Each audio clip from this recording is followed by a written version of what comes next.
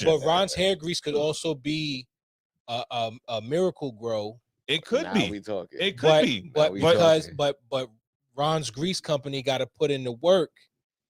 But that's what I was saying. Like, do we know that Target was just buying black products? This is what I don't. This is what we don't know. You understand what I'm saying? I feel like you had to vet your state. They had to be vetted. It's kind of like some people might be trying to fill a quota. Shark Tank. It's kind of like Shark Tank. I don't think it's Shark that Tank extensive, ain't investing in anything that's not already way more extensive than it's way more extensive than Shark Tank. No, I'm First saying of all, you got to be FDA approved. No, I'm saying it's a lower level than Shark Tank, but I'm saying like even Shark Tank, they're not investing in anything that's not already showing promise. All right. If a company, you got to show numbers. Let me say this, right? Growth. You got to show your.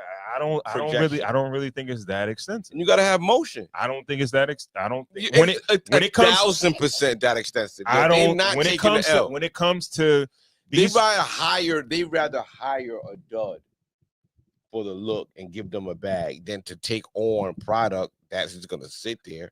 But I'm saying, what you think I'm saying if that's the case, is that really the case? Or are they taking people who are actually selling their product? They're just not selling on the level of Carol's Daughter or Miel or I think Miel's a black company, right? Yes. And you know, in those companies, are they just saying because of our program we're just taking anything? Because if that's the case, I would have been tried to make some kind of concoction to put it in Target. Yeah.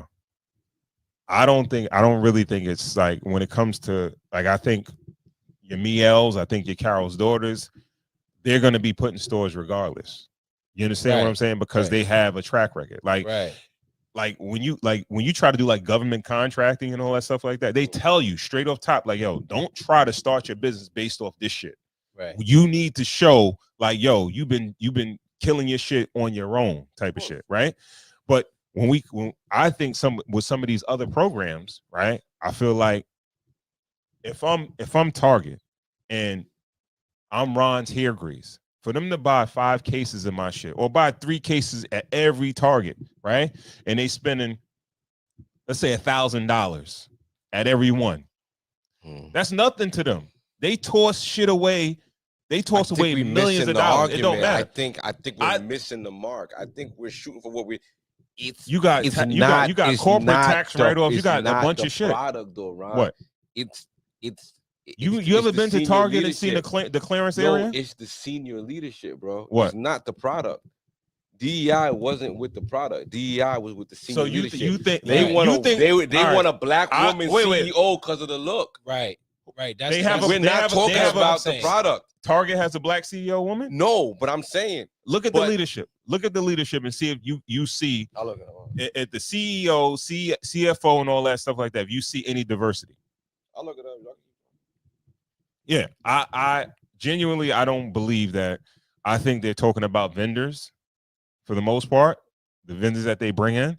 Yeah, and the difference is I feel like black folks, they fight for inclusion instead of like, yo, all right, well, y'all don't want to put us in there.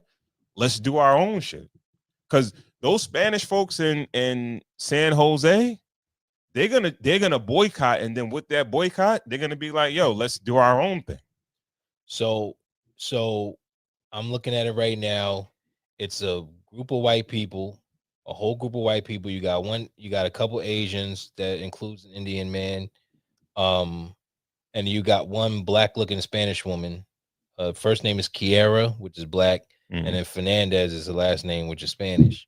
She's the one that I got the quote that she's the only one that I got a quote from about them shutting down the DEI situation, which is fucked up to me because it's just like. And what'd she say? Oh, well, she's the equity officer. She's the impact and equity officer. I don't know if equity means. I don't know what equity means in that situation. Does it mean like? I think that's. I got an article here from September 10th, 2020. Target taking bold steps to increase black representation across the company. That's September 2020. Now they don't have to do that anymore. September 2020? Yeah. See, so that's right after George Floyd. See, okay. It's like when you making this headline, that means you just doing this for the bag. Yeah. No, like, yo, but that's what I'm saying. So right. All right. So this is what I'm this is what I'm saying, right? You're saying this, right? So if I'm Target, if let's say they probably invested millions and millions of dollars, donated millions and millions of dollars to these black organizations and all that. So to have a bunch of black vendors put their stuff in the stores, yeah, we could do that because we giving away millions of dollars anyway. We make billions of dollars, so we can give away millions of dollars. So we could put your shit on the thing. We can give you a little bag. We could pay you a couple thousands of dollars. It's fine. If that shit goes to clearance, fine. It's whatever. But after a while, fucking free lunch is over.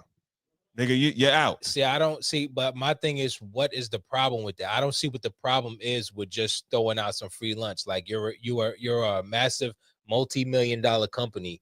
Yeah, give out that free lunch if you got to. My thing is, don't just pick up black people that are just there because they're black. Pick up companies that are actually worthwhile, which is the same thing with the DEI. The DEI isn't meant to just hire people because of the color of their skin. It should still be to hire people. It should still be a level of equality, but based on your qualifications. And I think that's really what it is. I think maybe if it's been abused, it's because they've been hiring people just because of the color of their skin. But that's not the black people's fault that's being hired. That's the white people's fault that think that we're under pressure. We just got to hire people because we got to save face.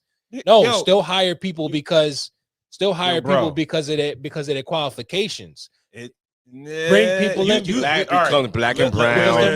Black and brown becomes what you have here is LGBTQ. Like what you have here is a separation because white people are always going to be the top dog, unfortunately. Well, then a majority. And this shutting down this whole DEI situation in this country is going to keep them there. It's preservation to me. It's preservation. I don't think it's we need to shut this down because we need to because it's giving the wrong message of equality. I think it's preserving. All right. So a level of the food chain that they've always wanted to keep in the first place. Well, right. What if it's supposed to be like, all right, yo, we got y'all in here. Now y'all got a little piece in here. Now y'all got like 5% of y'all in here. Do the same for y'all. You know what I mean? But instead of that, black people will get in there and they'll just start hiring whoever instead of start looking out for themselves too. Black people be their own worst enemy too. The black people get their foot in the door and forget how they got into that door, and then won't do the same thing that the others were doing for themselves. Let me play a quick game. Let me give you 3 different examples, and you tell me if that's an example of DEI or not, right? Mm-hmm. The first example is the Rooney Rule in the NFL. This is the rule that when an NFL team is hiring a head coach, they have to interview at least one black candidate. Even if they take them or not, even if they already have their guy in mind, they have to, before they can hire anybody, they have to interview at least one black head coach. Is that an example of DEI? That sounds like it. To me, it sounds like it. Is that healthy? Do you agree with that? Yeah, I think so. Because again, that black person may be overlooked because the thing is you never see a black head coach. So it's like, well, you never see a black head coach because they're not afforded the chance, right? But they might be the best choice for your team, for your franchise. And you don't even know it. But you don't even know it because you're so used to seeing the same white faces that, because we already know the people running these franchises are white faces. Right. So what is the first thing they want to see is a white face. Okay. Mm-hmm. All right. So to say, yo, no, you have to at least interview these other black coaches so you can see their credentials, check their resume, and they might actually be the best. But because you're used to seeing white faces, or then you include nepotism, which I I don't have a problem with nepotism, but when you include all those other factors, white face nepotism, saving face, because as long as there's a white face, white people are going to come. It's like, no, what might be best for your team is a black coach. So I think it's DEI, but I also am like, I don't see a problem with it. You don't see a problem with it. How about you?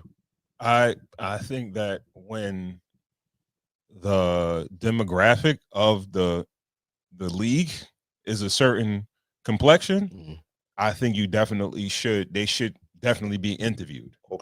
You understand what I'm saying? Okay. So yeah, in that aspect, that's why I think it's definitely, you should definitely do that, because the majority of the players are of African American descent. Gotcha. You know what I mean? Like, all right, if it was a white league, if it was the NHL, I'd be like, nah, that's a little bit excessive. Right. Okay.